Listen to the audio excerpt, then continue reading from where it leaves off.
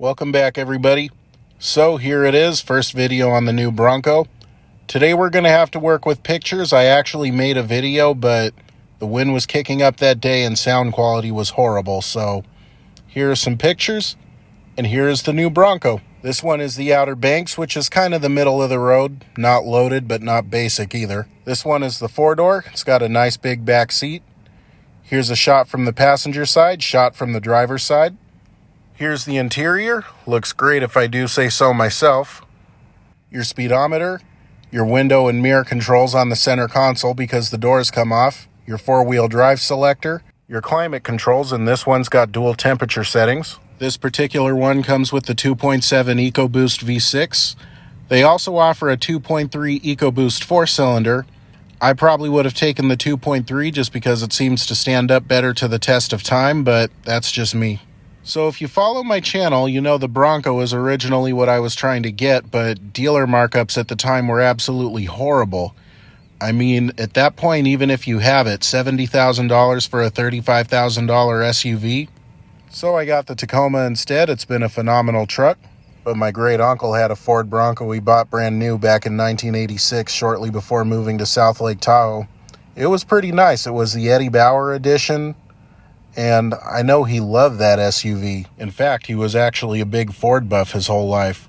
I know he's had a couple of GM cars. I remember him talking about a Dodge Dart. And his last vehicle was an '02 Honda Odyssey, but for the most part, he loved his Fords.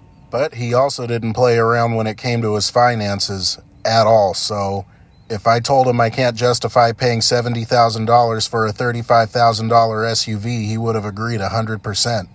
He loved his Fords. I'm sure he would have loved the new Bronco if he were around to see it, but he would never have paid $70,000 for a $35,000 SUV either. But to Oscar Krieg, may he rest in peace. May God bless him and keep him. But as a little bonus, I do have the 22 Toyota Tacoma. My grandfather actually had a mid-'80s Toyota pickup, which is basically the older version of this. It would be kind of nice if he were still around to see this. I know his last truck was an '03 Toyota Tundra. I do remember him telling me, though, before he started buying Toyotas, he was a GM man. He had a Chevy truck. My grandma had a Buick at one point. They had a GMC van at one point. Just don't get him on the topic of Ford or Dodge, because if you like either one of those vehicles, you are going to get your feelings hurt.